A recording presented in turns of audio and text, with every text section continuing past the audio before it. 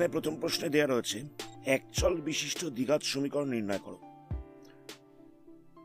মানে এটার এক চল বিশিষ্ট দ্বিঘাত সমীকরণ তৈরি করতে হবে। তো কি বলছে দেখো, বলছে যে 42কে এমন দুটো অংশে বিভক্ত করো যাতে একটা অংশ অপর অংশের বর্গের সমান হয়। তাহলে এটা কি করব, এটা লিখছি, ধরি প্রথম অংশ সমান সমান এটা হচ্ছে এক্স, আর দ্বিতীয় অংশটা হচ্ছে এটার বর্গের সাথে সমান। তাহলে কত হবে, এটা হয়ে যাবে এক্স স্কোয়ার। একটা অংশ যদি এক্স হয় তো বলে দিয়েছে যে আরেকটা অংশ হচ্ছে বর্গের সাথে সমান, তাহলে এটা হয়ে যাবে এক্স স্কোয়ার। এদের যোগফলটা কত হচ্ছে, এদের যোগফলটা হয়ে যাচ্ছে 42। তাহলে আমরা লিখতে পারি যে x plus x square equal to হয়ে যাচ্ছে 42। তো এটাকে আমরা একটু সাজিয়ে লিখছি, এখানটা লিখছি এক্স স্কোয়ার প্লাস এক্স, 42টাকে সাইড চেঞ্জ করলাম, তাহলে হয়ে যাবে -42 ইকাল টু হচ্ছে 0। এই হচ্ছে সমীকরণ। আমি জায়গাটাকে আরেকবার রিপিট করছি, একটা অংশ আরেকটা অংশের বর্গের সমান বলেছিল, তো একটা অংশকে আমরা এক্স ধরেছি, আরেকটা অংশ হয়ে যাচ্ছে এক্স স্কোয়ার, এদের যোগফলটা হয়ে যাচ্ছে 42। পরের প্রশ্ন দেখো,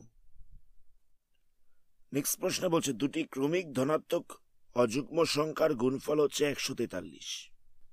আমরা ধরে নিচ্ছি যে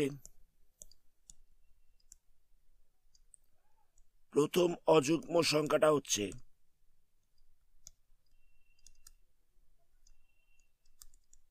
এক্স।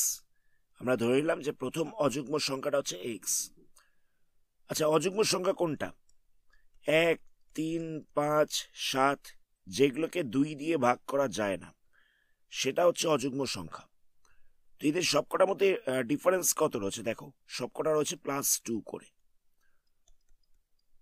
1-এর পরে রয়েছে 3, 2 প্লাস হয়েছে, আবার 3-এর পরে রয়েছে 5, আবার 2 প্লাস হয়েছে, 5-এর পরে রয়েছে 7, আবার 2 প্লাস হয়েছে। তাহলে আমরা দেখতে পাচ্ছি মানে প্রত্যেক কটা ক্রমিক অযুগ্ম সংখ্যার মধ্যে ডিফারেন্স হচ্ছে +2। তাহলে প্রথম অযুগ্ম সংখ্যাটা যদি এক্স হয় তাহলে দ্বিতীয় অযুগ্ম সংখ্যাটা কত হবে? দ্বিতীয় অযুগ্ম সংখ্যাটা হয়ে যাবে এক্স প্লাস 2, কারণ 2 করে বাড়ছে। তো বলছে এদের গুণফলটা হচ্ছে 143, তাহলে কত হবে, x into x plus 2 equal to হয়ে যাচ্ছে 143। তো এটাকে আমরা মাল্টিপ্লাই করছি, তাহলে কত হবে, এখানটা হয়ে যাবে এক্স স্কোয়ার, 2 দিয়ে এক্স কে মাল্টিপ্লাই করলে হয়ে যাবে 2x, আর 143টাকে সাইড চেঞ্জ করলে হয়ে যাবে -143 ইকাল টু হচ্ছে 0। এটা হচ্ছে ইকুয়েশনটা। তো প্রথম অযুগ্ম সংখ্যাটাকে আমরা এক্স ধরেছিলাম, আর দ্বিতীয় অযুগ্ম সংখ্যাটা হচ্ছে এক্স প্লাস 2, তাহলে ইকুয়েশনটা পাওয়া যাচ্ছে এটা। তো বইতে একটু অন্যরকম ভাবে করেছে, বইতে প্রথম অযুগ্ম সংখ্যাটা ধরেছে, প্রথম অযুগ্ম সংখ্যাটা ধরেছে কত, 2x - 1, আর দ্বিতীয় অযুগ্ম সংখ্যাটা ধরেছে 2x + 1। সেখান থেকে ইকুয়েশনটা বার করেছে। তো তোমরা এরকম ভাবে করলে হবে বা বইয়ের মতন করে করলেও হবে। নেক্সট প্রশ্নে বলছে দুটো ক্রমিক সংখ্যার বর্গের সমষ্টি হচ্ছে 313। ক্রমিক সংখ্যা বলতে হচ্ছে যারা পরপর রয়েছে, মানে 1, 2, 3, 4 এগুলো হচ্ছে ক্রমিক সংখ্যা। তো আমরা ধরে নিচ্ছি প্রথম ক্রমিক সংখ্যাটা হচ্ছে এক্স, প্রথম ক্রমিক সংখ্যা হচ্ছে এক্স, তাহলে দ্বিতীয় ক্রমিক সংখ্যা কত হবে, এটা হয়ে যাবে এক্স প্লাস 1। প্রথম ক্রমিক সংখ্যাটা হচ্ছে এক্স, দ্বিতীয়টা হয়ে যাবে এক্স প্লাস 1। তো এদের বর্গের সমষ্টি বলেছে 313। প্রথমটার বর্গ করব তাহলে কত হচ্ছে, এক্স স্কোয়ার হয়ে যাচ্ছে, আবার এটার বর্গ করব তাহলে কত হচ্ছে, এক্স প্লাস 1 হোল স্কোয়ার, তাহলে এটা ইকুয়াল টু হয়ে যাচ্ছে 313। তো এখান থেকে সলভ করে আমাদের দ্বিঘাত সমীকরণটা তৈরি করতে হবে। প্রথমটা যেরকম ছিল সেরকম রইল, এটাকে আমরা a + b হোল স্কোয়ারের ফর্মুলায় ভাঙছি, তাহলে এটা বসবে x square plus 2 × x plus 1 equal to হয়ে যাচ্ছে 313। x স্কোয়ার প্লাস করলে হয়ে যাবে 2x স্কোয়ার প্লাস হচ্ছে 2x প্লাস হচ্ছে 1, 313টাকে আমরা সাইড চেঞ্জ করছি, তাহলে এটা মাইনাস হয়ে যাবে, ইকুয়াল টু হচ্ছে 0। তাহলে কত হচ্ছে 2x² প্লাস 2x। এখানে দেখো +1 আর -313, এই দুটোকে প্লাস মাইনাস করা যাবে, তাহলে কত হচ্ছে -312, ইকুয়াল টু হয়ে যাচ্ছে 0। আচ্ছা, সবকটা থেকে দুইটায় কমন নেওয়া যাবে, তাহলে কত বসবে, এখানটা হবে x², এখানটা হবে x, এখানটা কত হবে, এখানটা হয়ে যাবে 156, ইকুয়াল টু হয়ে যাচ্ছে 0। তাহলে কত পাচ্ছি x² প্লাস x -156, দুইটাকে যদি সাইড চেঞ্জ করি তাহলে এর পাশে ডিভাইড হয়ে যাবে, তাহলে কত হচ্ছে 0 হচ্ছে। তাহলে ইকুয়েশনটা কত হলো x² plus x -156 equal to হচ্ছে 0। জায়গাটাকে আরেকবার রিপিট করছি, প্রথম ক্রমিক সংখ্যাটাকে আমরা x ধরেছিলাম, তাহলে তারপরেরটা কত হবে x প্লাস 1 হয়ে যাবে। তাহলে এদের বর্গের সমষ্টি বলেছিল 313, মানে এটারও বর্গ করতে হবে আবার এটারও বর্গ করতে হবে, তবে দুটোকে প্লাস করে দিতে হবে, এটা ইকুয়াল টু হয়ে যাচ্ছে 313। এখান থেকে সলভ করে আমরা এই ইকুয়েশনটা পেয়ে গেলাম। নেক্সট প্রশ্ন বলছে একটি আয়তক্ষেত্রাকার জায়গার কর্ণের দৈর্ঘ্য দেওয়া রয়েছে 15 মিটার, তাহলে দৈর্ঘ্য বলছে প্রস্থর থেকে 3 মিটার বেশি, সমীকরণটা কত হবে সেটা আমাদের তৈরি করতে বলেছে। একটি আয়তক্ষেত্রাকার জায়গার কর্ণের দৈর্ঘ্য দেওয়া রয়েছে 15 মিটার, দৈর্ঘ্যটা বলছে প্রস্থর থেকে 3 মিটার বেশি, তাহলে সমীকরণটা তৈরি করতে বলেছে। তাহলে কি করব, আমরা ধরে নিচ্ছি প্রস্থ ইকুয়াল টু হচ্ছে x মিটার, প্রস্থটা হচ্ছে x মিটার, তাহলে দৈর্ঘ্য কত হবে, দৈর্ঘ্য ইকুয়াল টু হয়ে যাচ্ছে 3 মিটার বেশি, মানে x প্লাস 3 মিটার। এত অব্দি অসুবিধা নেই। তো কর্ণের দৈর্ঘ্যের ফর্মুলা কি,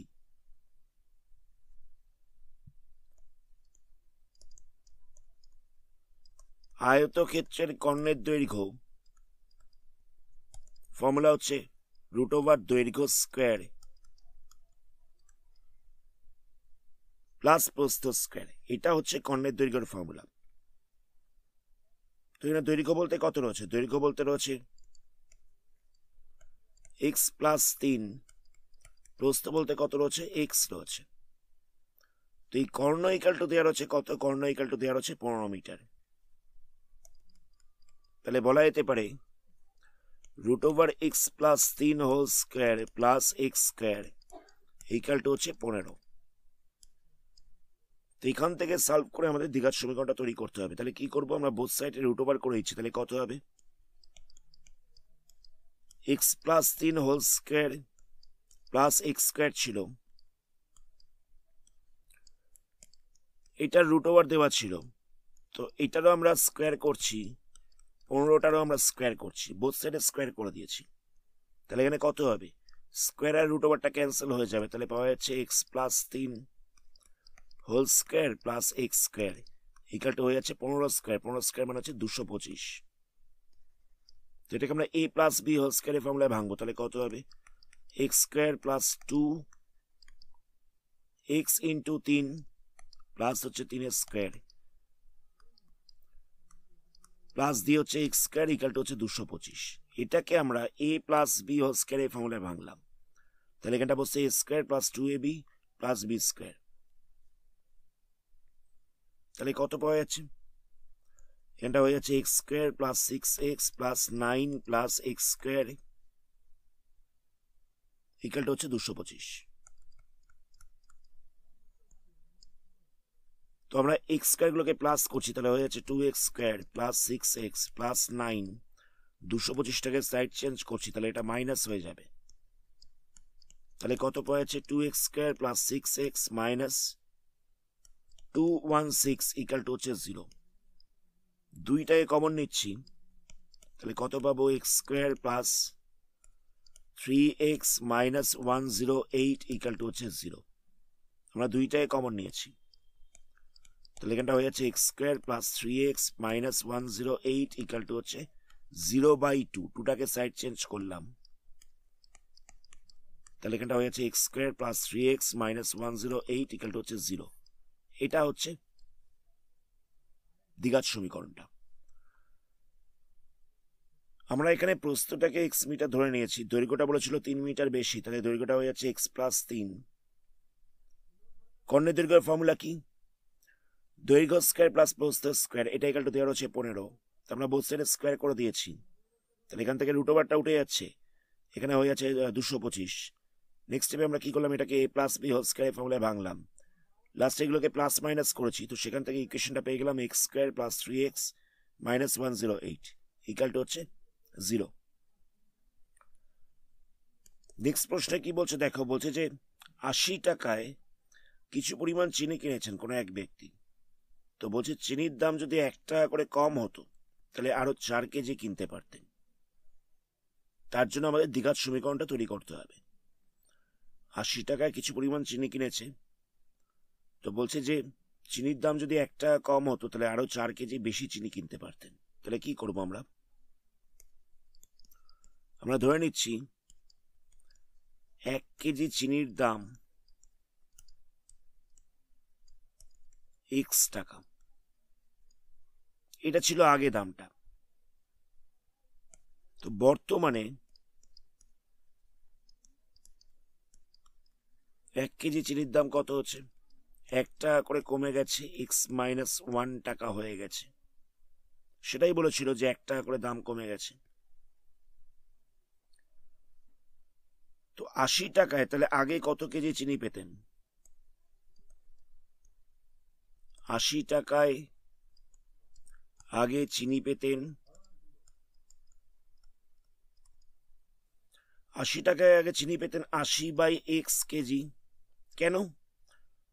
আগে তো চিনির দাম ছিল x টাকা করে, আগে তো 1 কেজি চিনির দাম ছিল x টাকা, তো 80 টাকায় আগে কতখানি চিনি পেত? 80/x KG. কিন্তু বর্তমানে 80 টাকায় চিনি কতখানি পাবে? বর্তমানে 80 টাকায় চিনি পাবে 80/x মাইনাস 1 কেজি, কারণ 1 কেজির দাম এখন 1 টাকা কমে গেছে, বর্তমানে দামটা হচ্ছে x মাইনাস 1। তাহলে 80 টাকায় কত কেজি পাবে? 80/x minus 1 KG.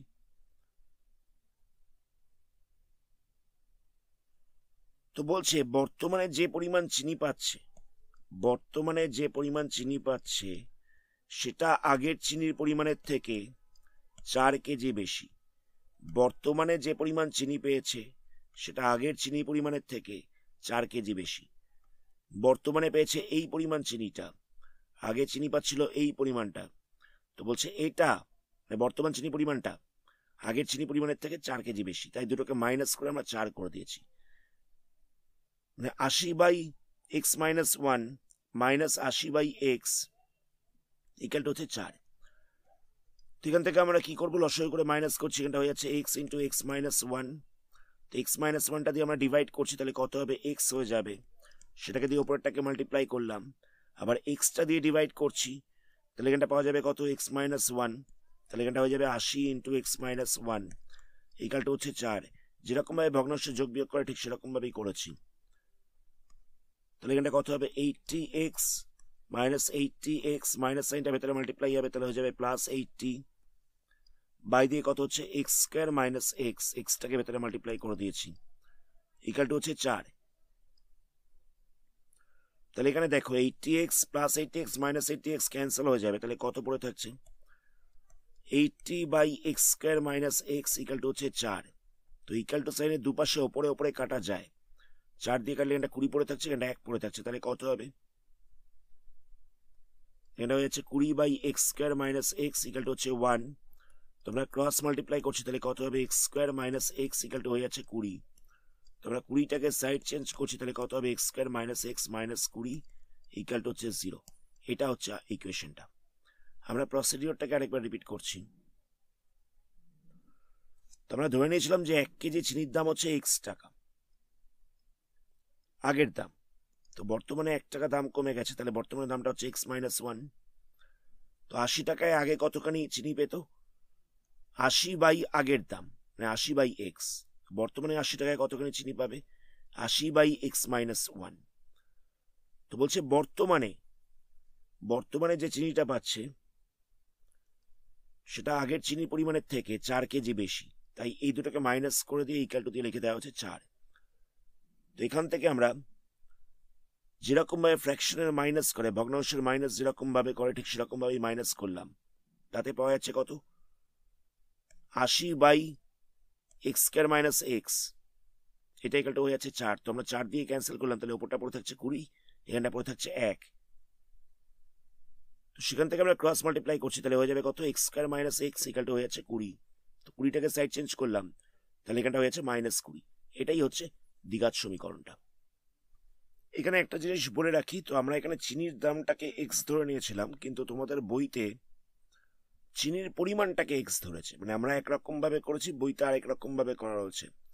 তো আমাদের সমীকরণ গঠন করতে বলেছিল, তো দুটো সমীকরণই কারেক্ট। বইতে কি করা হচ্ছে দেখো, বইতে ধরা হয়েছিল যে আগে চিনি পেতাম x কেজি, আগে চিনি পেতাম x কেজি, তো বর্তমানে চিনি পাওয়া যায় কত, বর্তমানে চিনি পাওয়া যায় x + 4 কেজি। বলে দেওয়া ছিল 4 কেজি চিনি বেশি পাওয়া যায়। তো আগের চিনির দাম কত, আগের চিনির দাম হচ্ছে 80/x, এত টাকা। আগে চিনি পাওয়া যেত x কেজি, তাহলে আগে চিনির দাম কত 80/x। বর্তমানে চিনির দাম কত, বর্তমানে চিনির দাম হয়ে যাবে 80/x + 4। বর্তমানে এত কেজি চিনি পাওয়া যাচ্ছে, তাহলে বর্তমানে চিনির দাম হয়ে যাবে কত 80/x + 4। তো বলছে বর্তমানে এই চিনির দামটা আগের চিনির দামের থেকে 1 টাকা কম, তাহলে 80/x - 80/x + 4 ইকুয়াল টু হচ্ছে 1। আগের চিনির দামটা সেখান থেকে বর্তমানে চিনির দামটা হচ্ছে 1 টাকা কম। তোমরা এটাকে কি করবো, লসাগু করছি, তাহলে এটা কত হবে x × x + 4, ওপরটা হয়ে যাবে 80 × x + 4, মাইনাস দিয়ে বসবে 80 × x। যেরকম ভাবে ভগ্নাংশে প্লাস মাইনাস করে ঠিক সেরকম ভাবে প্লাস মাইনাস করেছি। এখানটা কত হচ্ছে 80x + 320 - 80x, বাই দিয়ে বসবে x² + 4x ইকুয়াল টু হচ্ছে 1। 80xটা ক্যান্সেল হয়ে যাচ্ছে, তাহলে কত হচ্ছে, এটা হয়ে যাচ্ছে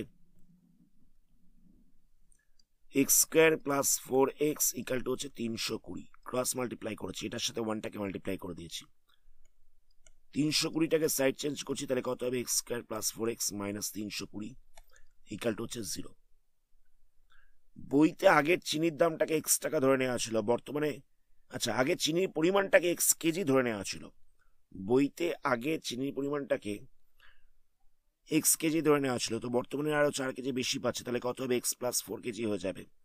তাহলে আগের চিনির দাম কত ছিল 80/x, বর্তমানে চিনির দাম কত হচ্ছে 80/x + 4। তো এই দুটো ডিফারেন্সটা কত বলছিল 1 টাকা, মানে আগের চিনির দাম মাইনাস বর্তমান চিনির দাম ইকুয়াল হচ্ছে 1 টাকা। তো সেখান থেকে ইকুয়েশনটা পাওয়া গেছে এটা। তো আমরা প্রথমবারে যেরকম ভাবে করলাম সেরকম ভাবে করতে পারি বা এরকম ভাবে করতে পারি, দুটোতেই আনসারটা হচ্ছে কারেক্ট। আজকের ভিডিওটা আমরা এখানেই স্টপ করছি, এর পরবর্তী পার্টে এই চ্যাপ্টারে বাকি সামসগুলোকে নিয়ে আলোচনা করা হবে। ধন্যবাদ।